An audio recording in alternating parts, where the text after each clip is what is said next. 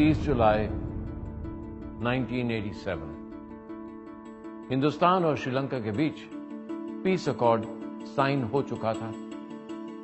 राजीव गांधी को guard of honour दिया जा रहा था। अचानक एक श्रीलंका के सैनिक ने राजीव गांधी के ऊपर जानलेवा हमला किया। राजीव गांधी बाल बाल बचे।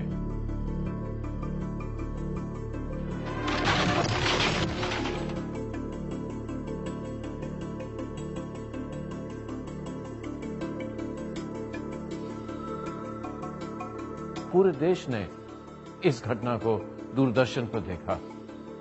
इस घटना के 4 साल बाद राजीव गांधी पे एक और हमला हुआ और ये हमला भी श्रीलंका से जुड़ा हुआ था। लेकिन इस हमले से राजीव गांधी बच नहीं पाए।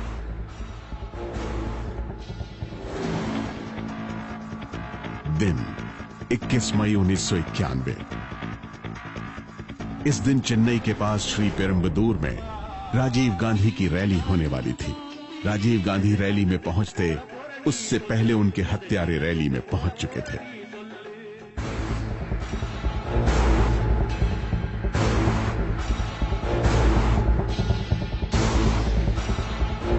राजीव रैली में पहुंचे, लेकिन वो मंच तक पहुंचते उससे पहले उनकी हत्या हो गई।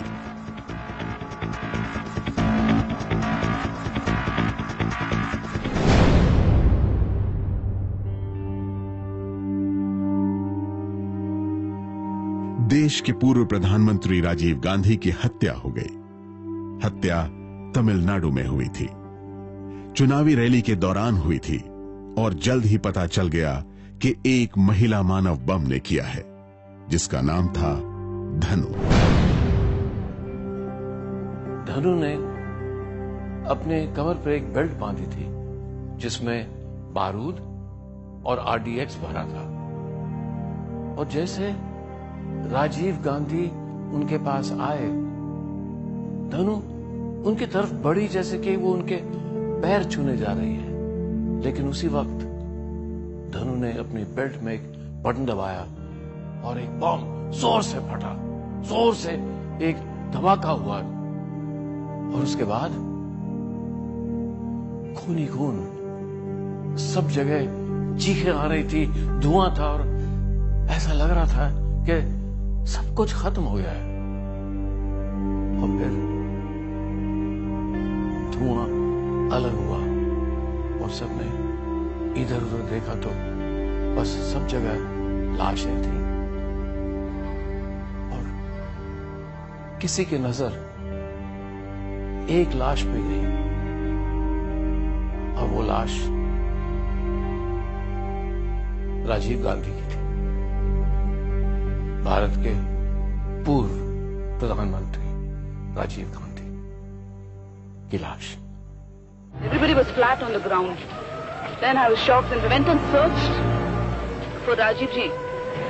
It was a ghastly sight. I could only identify him by his shoes and the back of his head.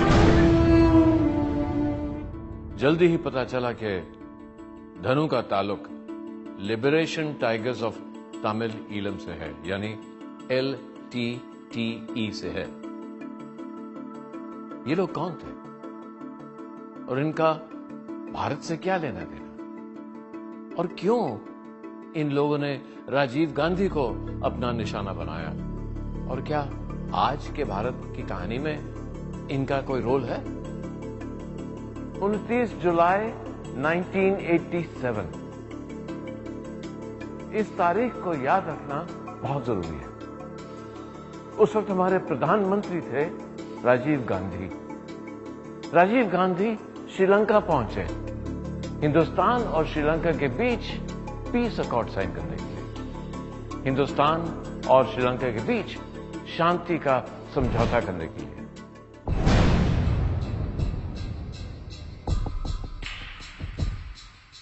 उन्नीस भारत के प्रधानमंत्री थे राजीव गांधी और भारत के दक्षिण में मौजूद श्रीलंका के राष्ट्रपति थे J.R. जयवर्धने। दोनों देशों के प्रमुखों ने भारत श्रीलंका समझौता किया।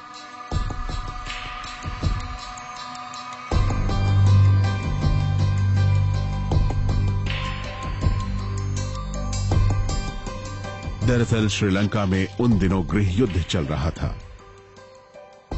सिंहला आबादी समझौते का विरोध कर रही थी। श्रीलंका में बौद्ध धर्म मानने वाले सिंहला और हिंदू तमिल आबादी के बीच घमासान चल रहा था। श्रीलंका की सेना और कई हथियारबंद तमिल संगठन आपस में भिड़ रहे थे। दूसरी तरफ श्रीलंका के दक्षिण में जनाता विमुक्ति पेरमुना ने सशस्त्र विद्रोह कर दिया था। भारत श्रीलंका समझौते में श्रीलंका सरकार तमिलों को और अधिक स्वायत्तता और अधिकार देने को राजी हुई थी। इसके एवज में तमिल संगठनों को अपने हथियारबंद विद्रोह को खत्म करना था। श्रीलंका में भारत के हाई कमिश्नर रह चुके N.N. झा का मानना है कि समझौता दरअसल श्रीलंका को टूटने से बचाने की कोशिश थी। हमारी भूमिका ऐसी थी कि जरा दोनों पक्षों को एक साथ रखें और उस देश को इकट्ठा रखें। श्रीमती इंदिरा गांधी के जमाने से ही घोषणा की गई थी, हम नहीं चाहते हैं कि श्रीलंका का बंटवारा हो, श्रीलंका टूटे, नहीं चाहते हैं। हम चाहते हैं कि एक ही देश रहे जैसा भी है, परंतु तमिलों का जो उनका अधिकार है, लेजिटिमेट अधिकार है, वो उन्हें दी जाए। ये नीति थी हमारी। कागजों पर यह समझौता बहुत कारगर लग रहा था। श्रीलंका का यह आंतरिक मामला था, लेकिन समझौता भारत और श्रीलंका के बीच हुआ। भारत की भूमिका दोनों पक्ष यानी तमिल और श्रीलंका सरकार के बीच समझौते को लागू करवाने के गारंटर या मध्यस्थ की थी, लेकिन इसके बावजूद भारत और श्रीलंका के बीच समझौता हुआ, न कि तमिल संगठन और श्रीलंका सरकार के बीच। समझौता होना चाहिए था प्रभाकरन LTTE के अध्यक्ष और श्रीलंका गवर्नमेंट के बीच में, और हम लोग उसके बीच मध्यांतर करते, यानी उसमें जाकर के उसके रेफरी होते। अब ये करने के बाद फिर ये नहीं हुआ कि हम ही उसमें आ गए बीच में। इसका प्रभाकरन ने काफी विरोध किया, क्योंकि उस प्रभाकरन ने शुरू से ही निश्चय कर लिया था कि उस इलाम से कम वो कुछ नहीं चाहते हैं। श्रीलंका की सेना को चुनौती देने वालों में सबसे पावरफुल संगठन था लिबरेशन टाइगर्स ऑफ तमिल इलम यानी LTTE। LTTE श्रीलंका के तमिल वर्चस्व वाले इलाके को अलग आजाद देश बनाने की मांग कर रहा था। इसमें श्रीलंका के उत्तर और पूर्व के इलाके थे और LTTE का प्रमुख था वेलुपिल्लई प्रभाकरन।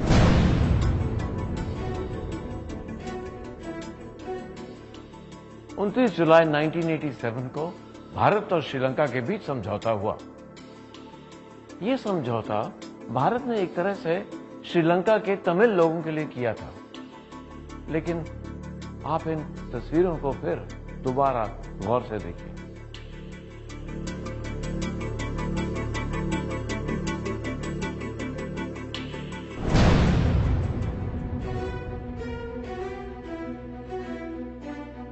भारत और श्रीलंका के बीच जब समझौता हुआ, उस वक्त प्रभाकरन कोलंबो में नहीं था। उस वक्त प्रभाकरन तमिलनाडु में भी नहीं था। उस वक्त प्रभाकरन दिल्ली में था। दिल्ली के अशोका होटल में रूम नंबर 518 में था।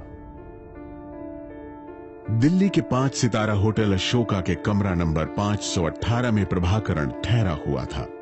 उसी कमरे में टेलीविजन में उसने राजीव गांधी और J.R. जयवर्धने को समझौते पर साइन करते हुए देखा। क्या यहीं से समझौते की नींव खिसकनी शुरू हो गई थी? और क्या यहीं से राजीव गांधी की हत्या की साजिश शुरू हुई? दरअसल इस समझौते के लिए प्रभाकरन ने अपनी रजामंदी दी थी। समझौते की कोशिशें 1984 से चल रही थी। इस बार समझौते से 5 दिन पहले प्रभाकरन भारत आया था। प्रभाकरन ने चेन्नई में पत्रकारों को कहा था कि श्रीलंका के तमिल क्षेत्रों की आजादी के अलावा कोई और समझौता हो ही नहीं सकता। इलम इंडिपेंडेंस के अलावा श्रीलंका के तमिल लोगों के लिए कोई और लॉन्ग टर्म सॉल्यूशन नहीं है। नए प्रस्ताव ज्यादा से ज्यादा तमिल लोगों की मुश्किलों को कुछ दिनों के लिए कम कर सकते हैं, बस।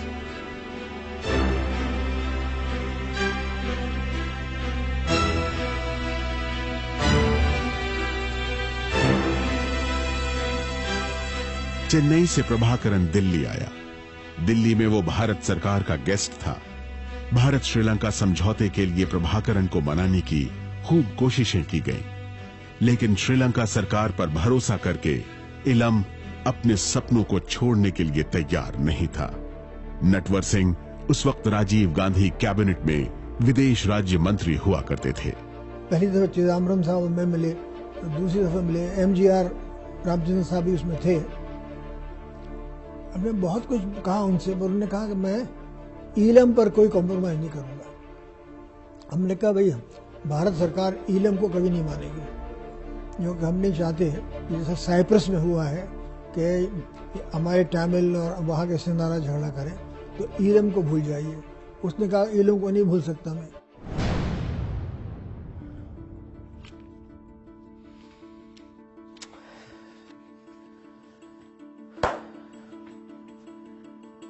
हम इस समझौते को नहीं मानेंगे,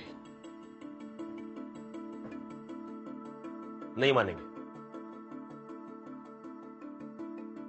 ये समझौता सीधे भारत और श्रीलंका के बीच में हो रहा है।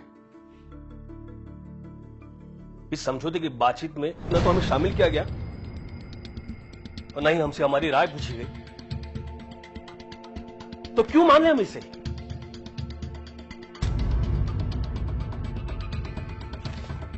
प्रभाकरन किसी भी हाल में समझौते के लिए तैयार नहीं था। हम नहीं मानेंगे। आखिरकार 28 जुलाई के दिन बड़ा मोड़ आया। 28 जुलाई की रात प्रभाकरन को 7 रेस कोर्स बुलाया गया। वहां उसकी मुलाकात भारत के प्रधानमंत्री राजीव गांधी से होनी थी।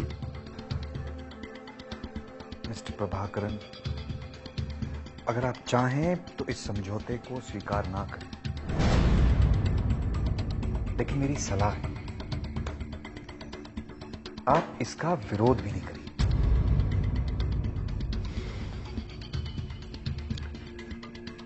ये समझौता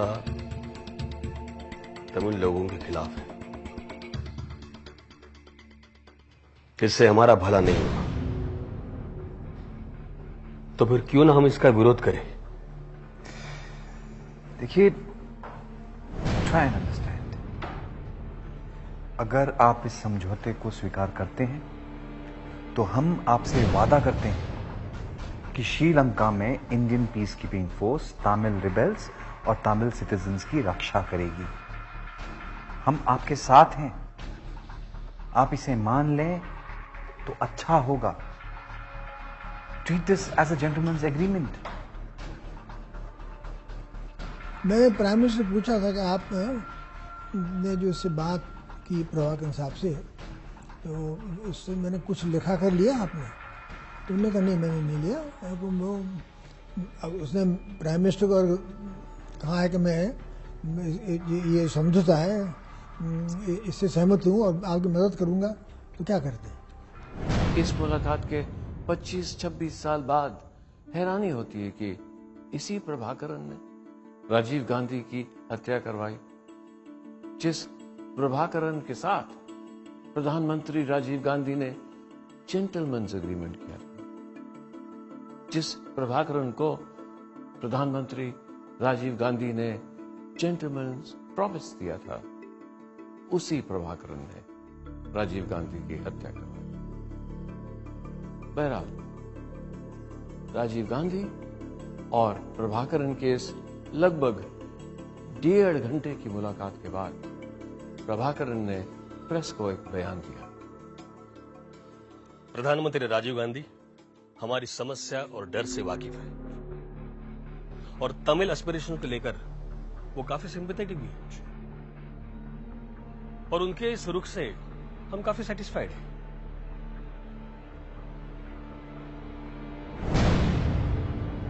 प्रभाकरन के इस बयान का क्या मतलब था? क्या प्रभाकरन समझौते के लिए तैयार हो गया था? जब वो दिल्ली आए उसके बाद वो कभी नहीं खुश थे इससे। उनका ध्यान सिर्फ इलाम पर था शुरू से आखिर तक। कभी खुश नहीं थे, लेकिन उन पर दबाव था भारत सरकार का। वो नहीं चाहते थे कि भारत सरकार को तो हमारे दुश्मन बन जाए, तो हमारे समर्थक कोई नहीं होगा। एलटीटी जो है वो बहुत ग्रजिंगली एक्सेप्ट किया, वो खुश नहीं थे अकॉर्ड में। उनको लग रहा था अकॉर्ड में उनको जो मिल रहा है प्रोविंशियल काउंसिल, वो कोई एकदम कंप्लीटली पावरलेस है। एलटीटीई समर्थक कहते हैं कि प्रभाकरन इस मसले पर राजीव गांधी से दोबारा मिलना चाहता था, लेकिन प्रभाकरन से मिलने की बजाय अगले ही दिन राजीव गांधी कोलंबो चले गए, जहां भारत श्रीलंका समझौते पर दस्तखत हुए और इसी के साथ श्रीलंका की दशकों पुरानी समस्या में भारत सीधा भागीदार हो गया। सवाल यह था कि क्या समझौता भारत के फायदे के लिए था और समझौता करने का फैसला कहीं जल्दी में तो नहीं किया गया। ये देखिए, बहुत दिन से बातचीत चल रही थी, तो प्रभाकरन साहब को दिल्ली बुलाया गया और जब उन्हें आश्वासन दिया प्राइम मिनिस्टर को, तो हमने कहा कि भाई ठीक है, अगर प्राइम मिनिस्टर को आपने आश्वासन दिया है तो हम उम्मीद करते हैं कि आप इसका पालन करेंगे। पर वो नहीं किया उन्होंने, और भारतवर्ष को इसलिए जाना पड़ा कि हमारी सिक्योरिटी का सवाल था। और वहाँ फिर पाकिस्तान, चाइना, अमेरिका, इजराइल वहाँ पहुँच गए थे। हम नहीं चाहते थे कि कोई बाहर के लोग आए। ये तो श्रीलंका और भारतवर्ष का मामला था। दरअसल 1987 में भारत श्रीलंका की जिस समस्या से खुद को सीधे सीधे जोड़ रहा था, वो काफी पुराना था। भारत की आजादी के 1 साल बाद श्रीलंका आजाद हुआ, तब इसे सिलोन कहते थे। आजादी से पहले श्रीलंका के बागानों में काम करने के लिए तमिल भाषी मजदूर भारत से ले जाए गए थे। इन्हें भारतीय तमिल कहते थे, जबकि वहां पहले से रह रहे तमिलों को श्रीलंकन तमिल या जाफना तमिल कहते थे। इन्हें लगातार बहुसंख्यक सिंहला नेताओं की उपेक्षा झेलनी पड़ रही थी। श्रीलंका के गवर्नमेंट सरकार में अधिकांश लोग तमिल थे। अब ये अपनी अपनी बलबूती पर, अपने परिश्रम से आए थे उन पोस्ट पर, परंतु जो बाकी सिंघाला थे उन्हें ये हुआ कि शायद ये हम पर राज करेंगे हमेशा के लिए। तो आहिस्ता आहिस्ता उन्होंने कुछ ऐसे कदम लिए, जैसे कुछ डिस्क्रिमिनेशन हो रहा था कि तमिल्स को हटाया जाए सरकारी नौकरियों से, और तमिल सोचते नहीं कि वो सेकंड क्लास नागरिक हो गए हैं। श्रीलंका में तमिल भाषियों की आबादी करीब 23% थी। आजादी के ठीक बाद श्रीलंका में बहुसंख्यक सिंहला आबादी के नेताओं ने भारतीय तमिलों से वोट देने का अधिकार तक छीन लिया। इस फैसले से श्रीलंका में कई साल से रहने वाले भारतीय तमिल स्टेटस हो गए। उनके पास कोई देश नहीं रहा, और वो अभी इस सदमे से निकल ही नहीं पाए थे कि 1956 में श्रीलंका सरकार ने घोषणा की कि अब से श्रीलंका की एकमात्र भाषा, ऑफिशियल लैंग्वेज सिर्फ सिंगला होगी। इससे क्या हुआ कि तमिल बोलने वाले लोगों के लिए अब किसी भी प्रकार की सरकारी नौकरी मिलनी लगभग नामुमकिन थी। अब तमिल लोगों को ऐसा लगा कि उनकी हैसियत सेकंड क्लास सिटीजन्स की हो गई है, दूसरे दर्जे के लोगों की हो गई है। और फिर 1972 में एक नया मोड़ आया। श्रीलंका में 1972 में नया संविधान लागू हुआ, जिसके तहत सिलोन का नाम बदलकर श्रीलंका कर दिया गया और बौद्ध धर्म को देश का प्राथमिक धर्म घोषित कर दिया गया। लेकिन तमिलों की हालत में कोई सुधार नहीं हुआ। जब मिसेस बंद्रानायक प्रधानमंत्री थे तो उन्होंने कोटा सिस्टम भी इंट्रोड्यूस किए, जिसके वजह से जो सिंगली पॉपुलेशन है वो लोग जैसे कम मार्क्स अगर उनका होगा लेकिन एडमिशन में उनको प्रायोरिटी मिलता था।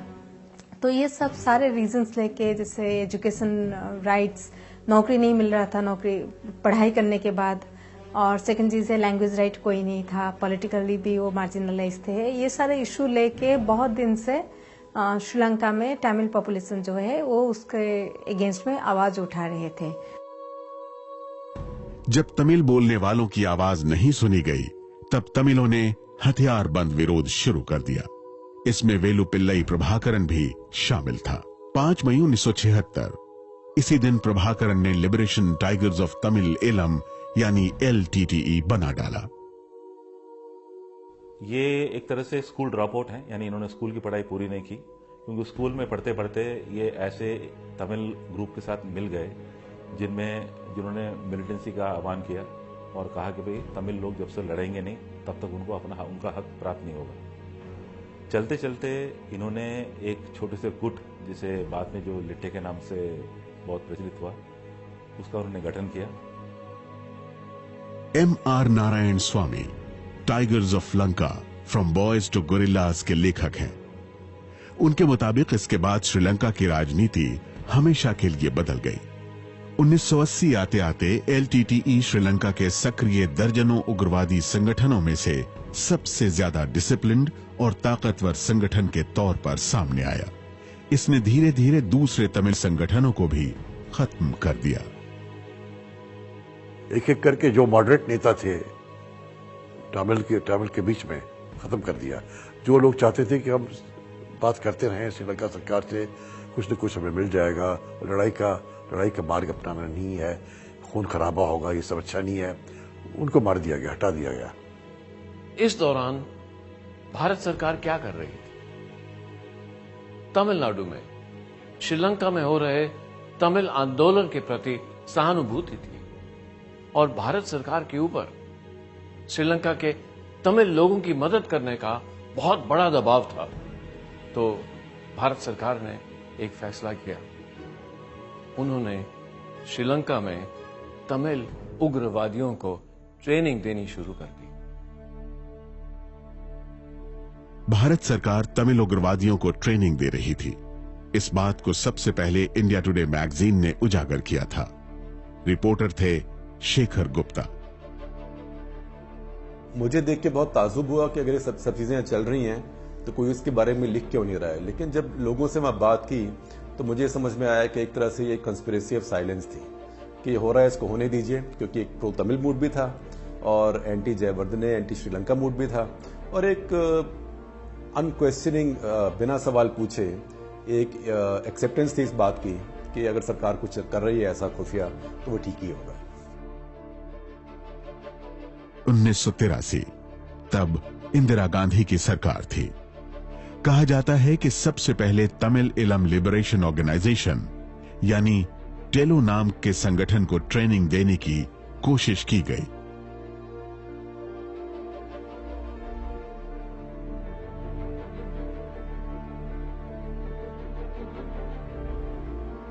बाद में LTTE का भी नंबर आया। जो 80 का दशक था उसके जो पहले हाफ में ये ट्रेनिंग कैंप्स थे जो तमिलनाडु में कई जगह थे और ये तमिलनाडु की सरकार भी इसमें मिली हुई थी और केंद्र सरकार भी थी। तमिल लोगों को थोड़ा सा हथियार देकर तैयार करना चाहिए ताकि वो अपनी सुरक्षा अपने आप कर पाएं और थोड़ा प्रेशर बढ़ा पाएं।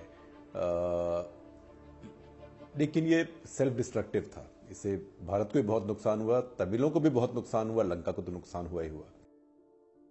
भारतीय एजेंसियों से ट्रेनिंग ले चुके LTTE के उग्रवादियों ने 23 जुलाई 1983 को बड़ी घटना को अंजाम दिया। श्रीलंका की सेना के 13 जवानों को LTTE के उग्रवादियों ने घात लगाकर मार दिया। जवाब में पूरे श्रीलंका में तमिल विरोधी हिंसा फैल गई। इसे ब्लैक जुलाई कहा गया। श्रीलंका के जो सरकार थे उनका भी हाथ था, क्योंकि उन्होंने कोई एक्शन नहीं लिया वो राइट बंद करने के लिए। वो 2-3 दिन चला राइट्स और उसी में मॉब क्या करते थे, वो आइडेंटिफाई करते थे हाउस। जैसे घर आप आइडेंटिफाई नहीं कर सकते अगर आपके पास सेंसर रिपोर्ट ना हो जिससे पता चले कि ये जो घर है ये तमिल आदमी का घर है। वहां पर जब तमिल लोगों को मार रहे थे कोलंबो में जुलाई 83 में, उनके हाथों में क्या कहते हैं उसको, वोटर आइडेंटिटी कार्ड की लिस्ट थे। वो बाकायदा ढूंढ कर जा रहे थे और उन्होंने मारा। लोग मर रहे थे। वहां पर पुलिस ने कुछ नहीं किया, किसी को नहीं पकड़ा। सेना थी लेकिन बल्कि लोग तो आर्मी के ट्रक्स में जा रहे थे जो कातिल थे। द ब्लैक जुलाई दंगों के बाद श्रीलंका में गृह युद्ध छिड़ गया। गृह युद्ध के हालात से परेशान होकर तमिल भारत के तमिलनाडु में शरणार्थियों के रूप में आने लगे। इन शरणार्थियों की संख्या हजारों में थी और यहीं से तमिल इलम आजाद देश की बात शुरू हो गई। तमिलों के ये दिमाग में बात बैठ गई कि अब हमें यहाँ पर न्याय मिलने वाला है नहीं, हमें अलग ही होना है। तब तक 1983 तक ये जो अलग होने की जो बात थी तमिल वर्ग में, ज्यादा इसके मानते नहीं थे, कहते कि इससे बातचीत के लिए और कुछ होगा नहीं ऐसा। लेकिन 1983 राइट्स के बाद इसका बहुत प्रभाव पड़ा और ये प्रभाकरण की जो संगठन था एलटीटी, उसमें काफी शक्ति आ गई। श्रीलंका के तमिल लोगों पर आए संकट और तमिल शरणार्थियों की बढ़ती संख्या का असर भारतीय राजनीति पर भी पड़ रहा था। बातचीत और मीडिएशन की कोशिश हो रही थी, लेकिन असर नहीं दिखा। इधर भारत सरकार हर हाल में श्रीलंका और वहां के तमिल संगठनों के बीच समझौता करवाने की कोशिश में लगी थी। 1987 के शुरुआती दिनों में भारत सरकार सभी विकल्पों के बारे में सोचने लगी थी। जनरल, मान लीजिए कि श्रीलंका में हालात ऐसे हो जाए कि लिट्टे से आपको लड़ना पड़े, तो आप क्या करेंगे? आप इसकी फिक्र मत कीजिए, हमारे लिए 15 दिन काफी होंगे एलटीटी को काबू करने के लिए। वैसे एलटीटी वाले हमारे ही लड़के हैं, इसलिए अगर वो एक बार समझौते के लिए तैयार हो जाएं, फिर वो हमें धोखा नहीं देंगे।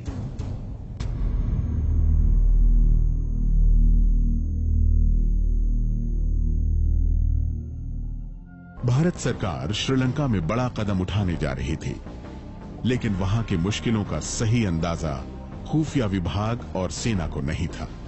दूसरी तरफ तमिल आंदोलन को कुचलने के लिए श्रीलंका की सेना ने ऑपरेशन छेड़ दिया और तभी भारत सरकार ने एक बड़ी पहल की। इसके बाद भारत सरकार ने ऑपरेशन पूमलाई की शुरुआत की। एयरफोर्स के इतिहास पर काम करने वाले एयर मार्शल भरत के मुताबिक लड़ाकू जहाज मिराज की निगरानी में राहत के सामान जाफना में गिराए गए। ये जो ऑपरेशन था इसको पूमलाई कहते हैं। इसमें 5 AN-32 जिसमें 23 टन खाद्य पदार्थ थे, जिसमें आटा, दाल, नमक वगैरह थे, और इन 5 जहाज AN-32 इनको एस्कॉर्ट करने के लिए 4 मिराज इस्तेमाल किए गए। ये लोग बेंगलोर और यलहंका से गए और जाफना के पास इन्होंने ये सब खाद्य पदार्थ गिराए।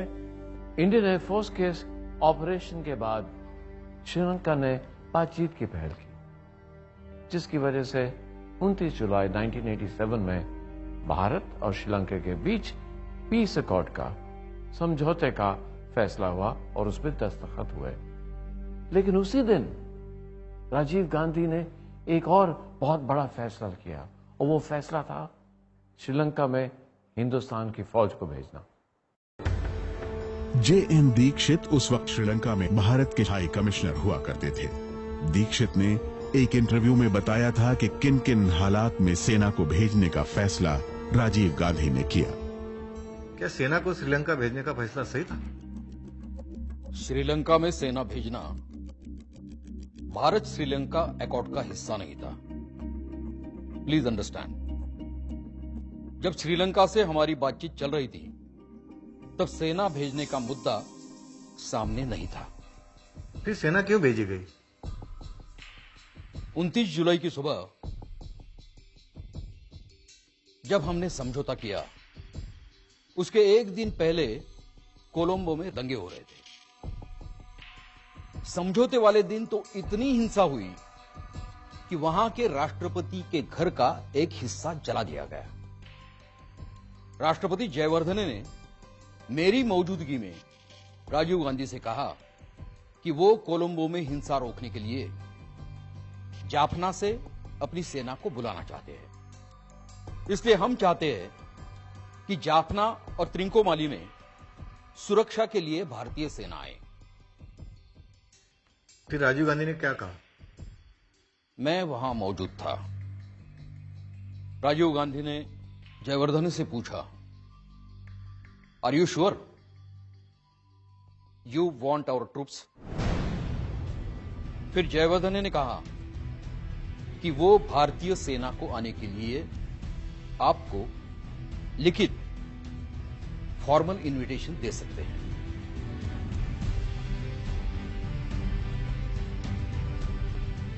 29 जुलाई 1987 की रात ही भारतीय सेना को श्रीलंका के लिए रवाना होने के ऑर्डर दे दिए गए। बोला गया कि आप लोग 6 घंटे के अंदर के नोटिस पर श्रीलंका जाएंगे और वहां पर पीस कीपिंग का रोल अदा करेंगे। श्रीलंका जाने वाली भारतीय सेना को Indian peace keeping force IPKF कहा गया। इसके overall force commander lieutenant general Dipendra Singh थे।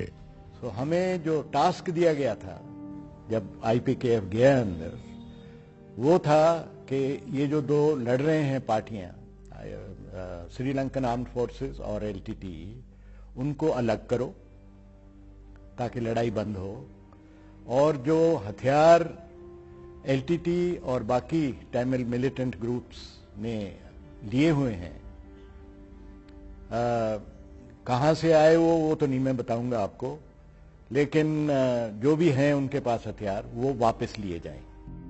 शांति सेना के रूप में श्रीलंका पहुंची भारतीय सेना के सामने पहला लक्ष्य उग्रवादियों से सरेंडर करवाना था। श्रीलंका से हुए समझौते के मुताबिक तमिल उग्रवादियों को हथियार डालना था और श्रीलंका सरकार को तमिलों को और स्वायत्तता और बराबरी का अधिकार देना था। सरेंडर भारतीय सेना की निगरानी में होनी थी। सबसे ताकतवर ग्रुप LTTE था। अब सवाल यह था कि क्या LTTE हथियार सरेंडर करेगा? 2 अगस्त 1987 को प्रभाकरन दिल्ली से श्रीलंका लौटा। भारतीय सेना के सुरक्षा घेरे में उसे हेडक्वार्टर जाफना पहुंचाया गया। खतरा था कि किसी तरफ से भी कोई भी श्रीलंकन सिपाही सोल्जर उनको गोली मार सकता था। तो हमने उनका जहाज एयरपोर्ट के एक कोने में खड़ा करके उसको APCs जो बख्तर बंद गाड़ियां होती हैं उससे घेर लिया और एक एक करके जहाज से निकालकर उनको उन APCs के अंदर भेजा। तो प्रभाकरन भी बाहर आए और मेरे से मिले। तो मैंने कहा आपको मैंने सही सलामत जाफना पहुंचाना है और वो मेरी जिम्मेवारी है। अगले दिन IPKF के कमांडर हरकीरत सिंह प्रभाकरन से मिलने पहुंचे। कोई 2 घंटे बातचीत होती रही। तो बातचीत के बाद मैंने कहा बातचीत तो हो गई, अभी आप हमको लिख कर दीजिए कि आप अपने हथियार गिराएंगे, मतलब हैंड ओवर कर देंगे हमारी सेना को। तो उन्होंने आपस में सोचा। तो कहता जनरल आपने ऐसी बात कही है कि हम इनकार नहीं कर सकते, तो हम आपको लिख कर देते हैं। तो उसने लिख कर दिया।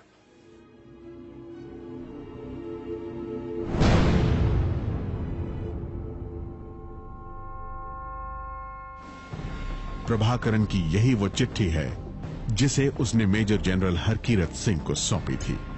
इसमें कहा गया था कि अगले दिन 5 बजे वो रैली में हथियारों के समर्पण का ऐलान करेगा। ये उसी रैली की तस्वीरें हैं। इसमें प्रभाकरन ने हथियारों के सरेंडर की बात कही। Lieutenant general Dipendra Singh IPKF के सबसे बड़े कमांडर थे, जिन्हें ओवरऑल फोर्स कमांडर कहा जाता था। उन्होंने अपनी किताब में लिखा है कि प्रभाकरन की जाफना रैली के बाद LTTE के लोग ट्रकों में भर के अपने हथियार हिंदुस्तानी फौज को सरेंडर कर रहे थे। और अगर ऐसा था तो फिर क्यों 21 अगस्त को एलटीटीई के लोगों ने, प्रभाकरण के लोगों ने अपने हथियारों का समर्पण बंद कर दिया। और क्या यहीं से IPKF, Indian peace keeping force, जो श्रीलंका शांति बहाली के लिए गई थी, वो खुद जंग में फंस गई। एक ऐसी जंग जिसमें हिंदुस्तानी फौज के 1200 से ज्यादा सैनिक शहीद हुए। दरअसल जब भारतीय सेना श्रीलंका पहुंचे तब LTTE के अलावा भी कई उग्रवादी संगठन सक्रिय थे।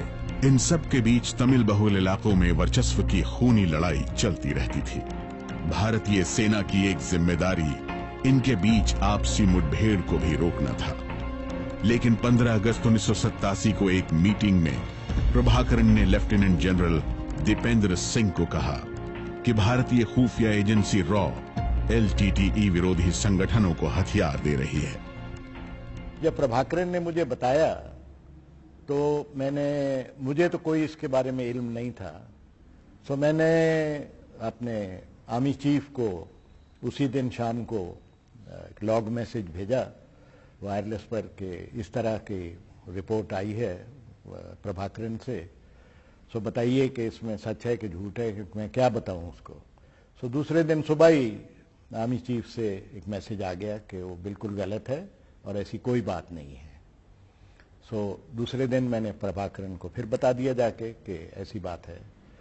सो थोड़ा सा स्माइल करके मुझे कहने लगा कि जनरल साहब आप जेंटलमैन हैं, सो आप जो भी सुनते हैं आप मान लेते हैं, लेकिन मुझे पता है कि इसमें सच है और हमें खतरा है। इस बातचीत के 5 दिन बाद तक LTTE हथियारों का समर्पण करता रहा, लेकिन दूसरे संगठनों को हथियार देने का बहाना बनाकर 21 अगस्त के बाद LTTE ने हथियारों का समर्पण रोक दिया और LTTE दूसरे देशों की मदद से दोबारा हथियार इकट्ठा करने में लग गई। लेकिन बातचीत चल रही थी। तमिल बहुल इलाकों में चुनाव और उससे पहले स्थानीय प्रशासन की बहाली की कोशिशें हो रही थी। इसी सिलसिले में हाई कमिश्नर JN दीक्षित की अध्यक्षता में 16 सितंबर को मीटिंग होने वाली थी। इसमें LTTE प्रमुख प्रभाकरण भी शामिल होने वाला था। श्रीलंका किस राह पर जाएगा, इसका फैसला इस बैठक में होना था। IPKF के कमांडर हरकीरत सिंह का दावा है कि इस मुलाकात से एक रात पहले उनके पास JN दीक्षित का फोन आया। जनरल, मैं चाहता हूं कि जब प्रभाकरण मीटिंग के लिए आ जाए, या तो उसे अरेस्ट कीजिए या गोली मार दीजिए। हाई कमिश्नर साहब, इसके लिए आप मुझे थोड़ा वक्त दीजिए, मैं थोड़ी देर में आपको कॉल करूंगा। ओके।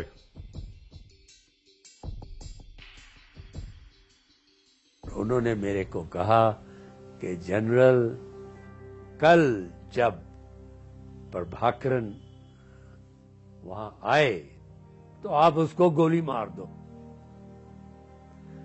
मैंने टेलीफोन उठाया, उसको कहा जी मैं आपको जवाब देता हूं, आप 2 मिनट इंतजार करिए। मैंने जनरल दीपेंद्र सिंह को कॉल करा रात को। मैंने कहा ये हुक्म मिला है मेरे को कि कल जब प्रभाकरण आता है यहां, मैं उसको गोली मार दूं। वो कहता,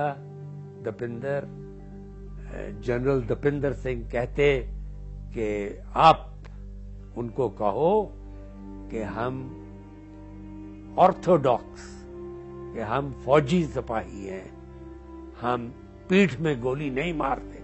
दीक्षित को कॉल करा एकदम, कहता यस। अब मैंने कहा हाई कमिश्नर साहब, हम ऑर्थोडॉक्स फौजी हैं, हम पीठ में गोली नहीं मारते। यहां पर वो बोला मेरे को, जनरल मैंने आपको हुक्म दे दिया है और आप उसको पूरा करिए, नहीं तो हम सब यही समझेंगे कि आर्मी के कोल्ड फीट हो रहे हैं। और यहां पर दूसरी बात भी हो गई, मैंने कहा मैं आपसे हुक्म नहीं लेता, उसको बोल दिया गया। जे.एन. दीक्षित ने हरकीरत सिंह के इन आरोपों को गलत बताया। मेजर जनरल हरकीरत सिंह के इस आरोप में बिल्कुल सच्चाई नहीं है कि मैंने प्रभाकरन या उसके डेप्यूटी के खिलाफ कदम उठाने के आदेश दिए थे। वैसे भी हाई कमिश्नर डिप्लोमेट होता है, वो लोगों को मारने का आदेश नहीं दे सकता।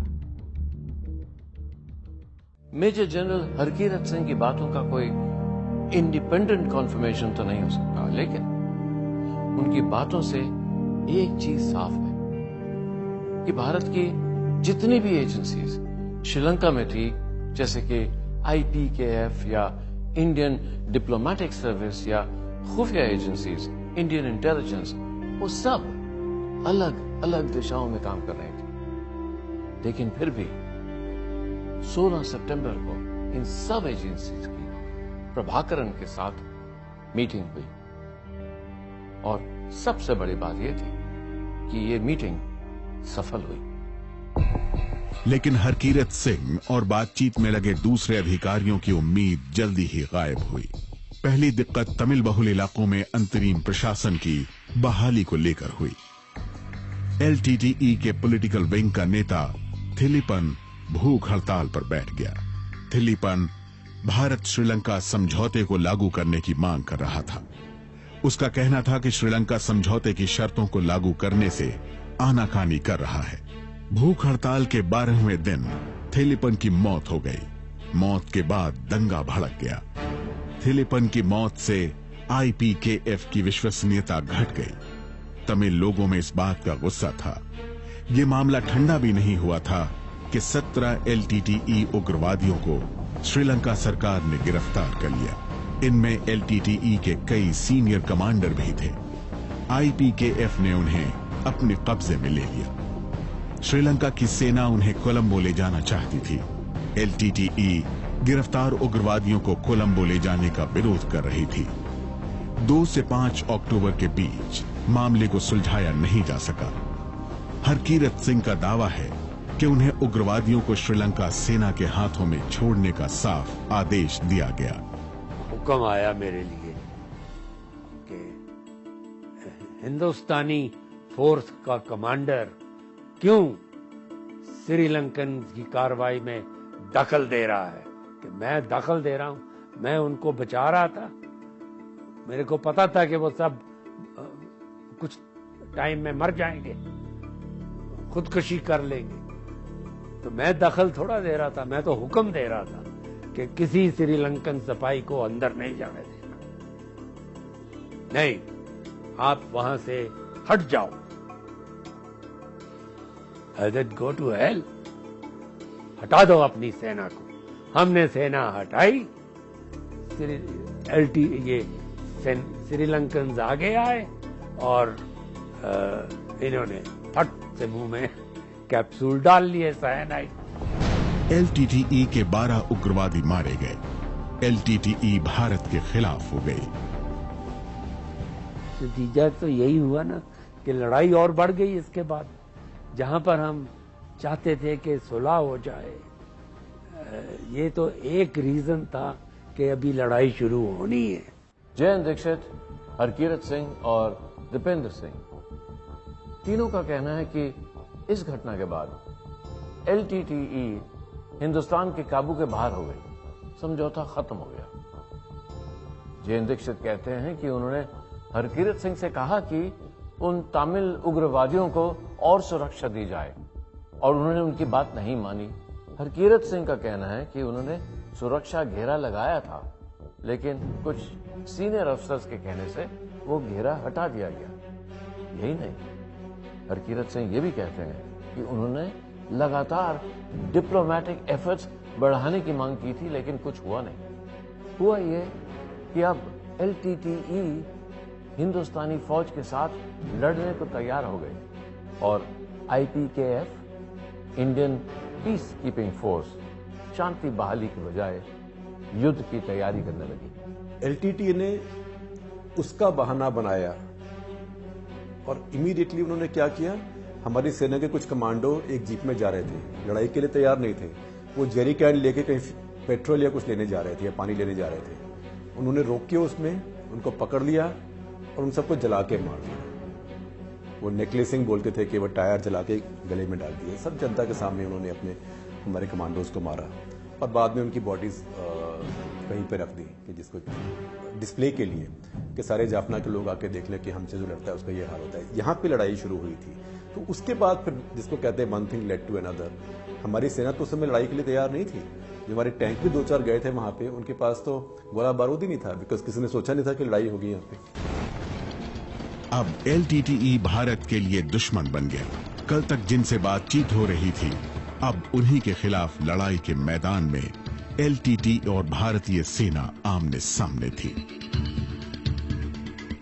आर्मी चीफ जनरल के सुंदर जी ने 8 अक्टूबर को LTTE पर हमला करने का ऑर्डर दे दिया। वो आए, हम उनको ले गए अपने दफ्तर ऑप्स रूम में, तो वो बैठ गए। तो मेरे को उन्होंने 4 कागज दिए, लाल प्रिंटेड, कहते इसको पढ़ो। तो मैं उसको पढ़ने शुरू किया। तो मैं आधा ही पढ़ा था, आधा भी क्या, 1 पेज ही पढ़ा था। कहता जनरल थोड़ा जल्दी पढ़ो। मैंने कहा सर मैं फास्ट रीडिंग में कोर्स नहीं किया, मैं इंग्लिश नॉर्मल रीडिंग जानता हूं, तो मैं इसको पढ़ूंगा, समझूंगा, फिर आपसे बात करूंगा। एनीवे, जो वो कागज थे उसमें यही लिखा था कि सरकार ने क्या क्या हुक्म दिया है वो पूरा करना है। वो हुक्म ये था कि आप लड़ाई शुरू करिए। हरकीरत सिंह IPKF के पहले कमांडर थे। उनके आगाह करने के बावजूद LTTE के खिलाफ लड़ाई शुरू कर दी गई। भारत की करीब सभी राजनीतिक पार्टियों ने राजीव गांधी के इस निर्णय का विरोध किया। बड़ी राजनीतिक पार्टियों ने अपना विरोध संसद के अंदर और बाहर भी प्रकट किया। क्षेत्रीय पार्टियां भी तमिलनाडु के DMK के नेतृत्व में लामबंद हो गईं। तमिलनाडु में 22 अक्टूबर 1987 को रेल रोको आंदोलन हुआ। शांति सेना को वापस बुलाने की मांग हो रही थी। भारत में पहली बार ऐसा हो रहा था। श्रीलंका में हमारे सैनिक, हमारे जवान मारे जा रहे थे और इधर भारत में हमारी अपनी जनता, हमारी अपनी पॉलिटिकल पार्टीज हमारी सेना का विरोध कर रही थी। श्रीलंका में उनकी कार्रवाई का विरोध कर रही थी। सिर्फ इतना ही नहीं, हमारी सेना श्रीलंका सरकार की मदद करने के लिए LTTE के खिलाफ लड़ रही थी और उसी श्रीलंका सरकार ने LTTE के साथ हाथ मिला लिया। श्रीलंका का सरकार कही था IPKF वापस जाए।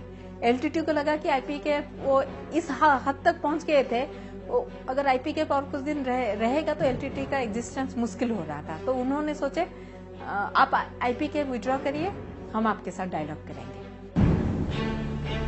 1988 में श्रीलंका चुनाव हुए और 2 जनवरी 1989 को रणसिंघे प्रेमदास नए राष्ट्रपति बने। रणसिंघे प्रेमदास की सरकार ने LTTE से हाथ मिला लिया, हथियार और साजो सामान से उनकी मदद करने लगी। भारत में भी सत्ता परिवर्तन हुआ। 1989 में लोकसभा चुनाव हुए और राजीव गांधी सत्ता से बाहर हो गए। प्रधानमंत्री VP सिंह ने श्रीलंका से भारतीय शांति सेना को वापस बुलाने का फैसला किया। 24 मार्च 1990 को अंतिम बेड़ा श्रीलंका की धरती को छोड़कर भारत वापस आ गया। श्रीलंका में भारत के 1248 सैनिक शहीद हुए। प्रेमदासा की सरकार LTTE को आर्म्स एंड एमुनिशन दिए और हम जाके वहां पे जो पीस कीप नहीं करके we got into a fight with the LTTE. So we fought with the LTTE without knowing the terrain, local support के बिना, सरकार श्रीलंका की सरकार के सपोर्ट के बिना। तो ऑब्वियसली कैसा हुआ, जैसे बहुत सारे सोल्जर्स मारे गए श्रीलंका में। IPKF के सैनिक जब मद्रास लौटे तो उनका स्वागत तक नहीं किया गया। लेकिन आईपीकेएफ ने श्रीलंका में अपनी मौजूदगी से एलटीटीई के प्रभाव क्षेत्र को काफी सीमित कर दिया था। आईपीकेएफ की देखरेख में जाफना और त्रिंकोमाली में चुनाव भी हुए। उधर भारत में भी 1991 में चुनाव हो रहे थे। एलटीटीई को ये डर था कि राजीव गांधी अगर दोबारा सत्ता में आते हैं तो भारतीय सेना दोबारा उनके खिलाफ कार्रवाई शुरू कर सकती है। नतीजा था कि खुद राजीव गांधी एलटीटीई के निशाने पर आ गए। सुइसाइड हत्यारों ने राजीव गांधी को निशाना बनाया। राजीव गांधी को चेन्नई के पास श्री पेरम्बदूर में कैसे निशाना बनाया गया, इस बात को एबीपी न्यूज की डॉक्यूमेंट्री 10वीं तस्वीर में दिखाया गया था।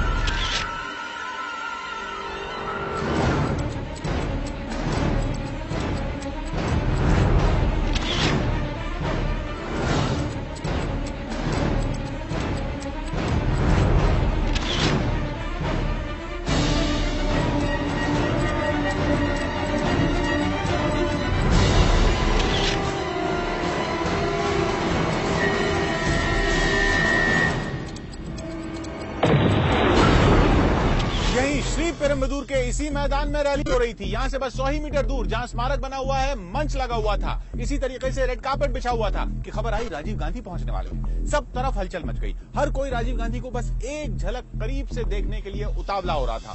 मंच पर म्यूजिकल प्रोग्राम चल रहा था, उसे रोका गया। रोक कर रैली के ऑर्गेनाइजर एजे दौस ने माइक अपने हाथ में लिया और घोषणा करने लगे कि राजीव गांधी की गाड़ी किसी भी वक्त यहाँ पहुंच सकती है। जिन जिन लोगों की ड्यूटी राजीव गांधी के स्वागत के लिए लगाई गई है वो रेड कार्पेट के पास अपनी अपनी पोजीशन ले लें। राजीव गांधी किसी भी वक्त पहुंचने वाले हैं। और मंच से कुछ ही दूरी पर कांग्रेस की कार्यकर्ता लता कन्नन भी रेड कार्पेट पर राजीव गांधी के स्वागत के लिए खड़ी हो गई। लता कन्नन के बगल में स्कूल ड्रेस में उनकी बेटी कोकिला खड़ी थी। वो राजीव गांधी को हिंदी में कविता सुनाने वाली थी। लता कन्नन और कोकिला के बीच कुछ पीछे की ओर मानव बम धनु इस तरह से खड़ी हो गई कि किसी की नजर उस पर न पड़े। धनु के हाथ में चंदन की एक माला थी और उसकी कमर पर शक्तिशाली बम लिपटा हुआ था राजीव गांधी की हत्या करने के लिए। जैसे ही राजीव गांधी के आने की घोषणा हुई वैसे ही उनकी हत्या का मास्टरमाइंड शिवरासन मंच से करीब 5 मीटर की दूरी पर रेड कार्पेट के बाईं तरफ आकर खड़ा हो गया। शिवरासन उस समय एक पत्रकार के रूप में वहां मौजूद था। राजीव गांधी के स्वागत के लिए जहां पर महिलाएं खड़ी थी, उन्हीं के बराबर में राजीव गांधी की सुरक्षा में तैनात सब इंस्पेक्टर अनुसुया मौजूद थी। धनु के पास ही तकरीबन 20 कांग्रेसी कार्यकर्ता भी थे। वो परंपरागत तरीके से राजीव गांधी का स्वागत करना चाहते थे। उनके हाथ में रेशमी शॉल और मालाएं थी। राजीव गांधी की हत्या की साजिश में शामिल फोटोग्राफर हरिबाबू भी रेड कार्पेट पर मौजूद था और वो मानव बम धनु और हत्या का मास्टरमाइंड शिवरासन की फोटो खींच रहा था। तभी करीब 10:15 बजे राजीव गांधी की गाड़ी मैदान में दाखिल हुई और रेड कार्पेट के पास आकर खड़ी हो गई। यानी मंच से सिर्फ 20 मीटर दूर थे राजीव गांधी और अपनी मौत से बेखबर मानव बम धनु से सिर्फ 10 मीटर दूर।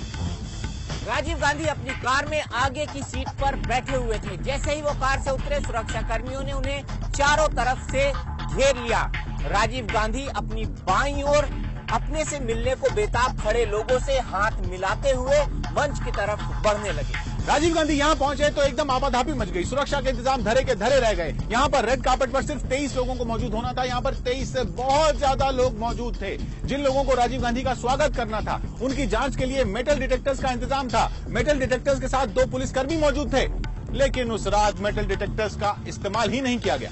इस बीच राजीव गांधी आगे बढ़ते हुए मंच के करीब पहुंच गए। तकरीबन 5 मीटर की दूरी तक रेड कार्पेट के बाईं ओर कुछ कांग्रेसी कार्यकर्ता उनका इंतजार कर रहे थे स्वागत के।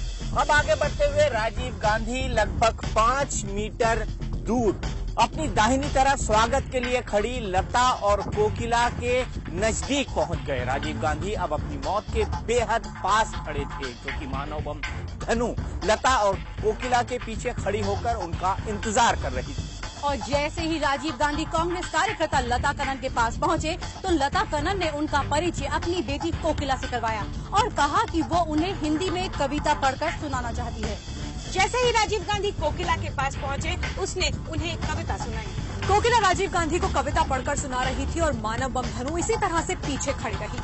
कोकिला ने जैसे ही हिंदी में कविता पढ़कर सुनाई, राजीव गांधी ने कंधा थपथपाकर उसे शाबाशी दी। राजीव गांधी ने कोकिला को शाबाशी दी और मौके की ताक में घात लगाए खड़ी धनु अचानक से एक कदम आगे बढ़ी और राजीव गांधी के बेहद नजदीक पहुंच गई। वो राजीव गांधी को माला पहनाने की कोशिश करने लगी।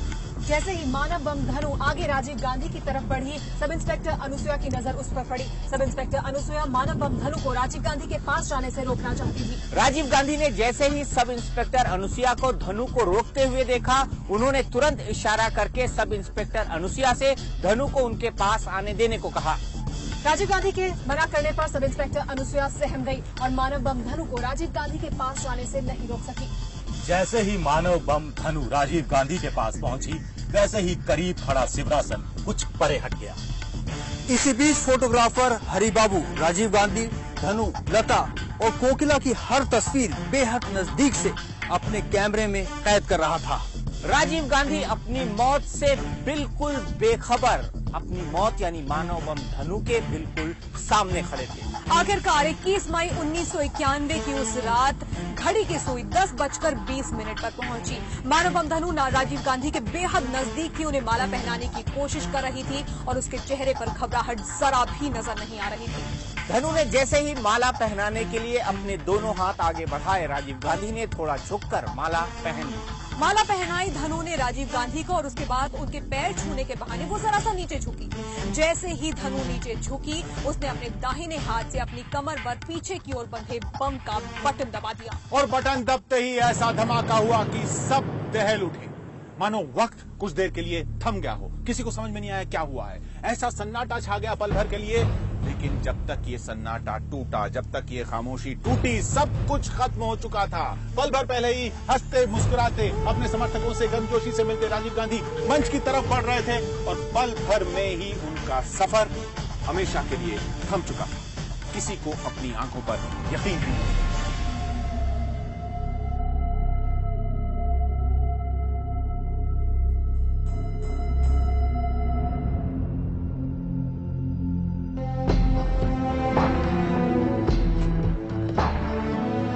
I am young, and I too have a dream. I dream of an India strong, independent, self-reliant, and on the front rank of the nations of the world in the service of mankind. Rajiv Gandhi की हत्या से देश ने बहुत कुछ खोया। एक नेता, एक अच्छे इंसान, एक नई सोच। लेकिन तब भी LTTE का अंत नहीं हुआ। LTTE का अंत राजीव गांधी की हत्या के 18 साल बाद हुआ, जब श्रीलंका की सेना ने प्रभाकरण को मार दिया। हैरत की बात तो यह है कि इतने सालों की लड़ाई के बाद, इतने हजारों लोगों के मौत के बाद, आज भी श्रीलंका में तमिल लोगों के प्रॉब्लम्स का हल नहीं हुआ। आज भी श्रीलंका में तमिल लोगों को अपने बराबर के अधिकार का इंतजार है और आज भी श्रीलंका में तमिल लोगों के खिलाफ ह्यूमन राइट्स वायलेशंस हो रहे हैं। ह्यूमन राइट्स की घटना रोज सामने आ रही है और आज हमारे अपने तमिलनाडु के राजनीति पे, पॉलिटिक्स पे इन घटना का, इन ह्यूमन राइट्स वायलेशंस का बहुत गहरा असर है। यहां तक कि प्रधानमंत्री मनमोहन सिंह कॉमनवेल्थ समिट के लिए श्रीलंका जा रहे थे, लेकिन तमिलनाडु में कुछ पॉलिटिकल पार्टीज ने इसका इतना विरोध किया कि वो जा नहीं पाए। इतना गहरा प्रभाव है श्रीलंका के पॉलिटिक्स का तमिलनाडु में।